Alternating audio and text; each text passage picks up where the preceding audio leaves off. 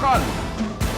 Matinding trapiko ang nararanasan ng bus driver at mga pasahero na biyaheng Bicol to Manila at Manila to Bicol. Ito ay ayon sa isa sa mga driver ng bus ng Iriga City Terminal na biyaheng Manila.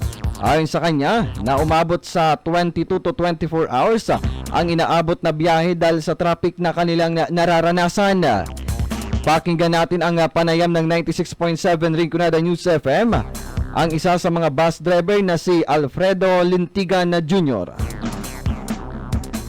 Expected natin yung heavy traffic, vice versa po yan. So from Manila to Bicol, then Bicol to Manila.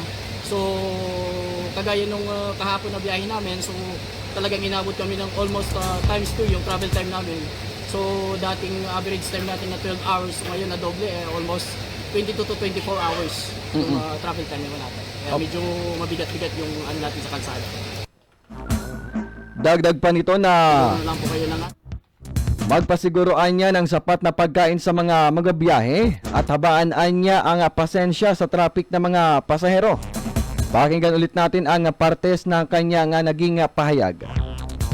Lang po kayo ng mga pagkain natin, lalo din sa mga alanganin na lugar, kapag hindi tayo makapagmadali ng mabili ng pagkain. Yun na lang po ang magiging message po namin. Tapos hanggat maaari po, yung maluwag na pagpapasensya nyo po, lalo sa amin ng mga driver, conductor.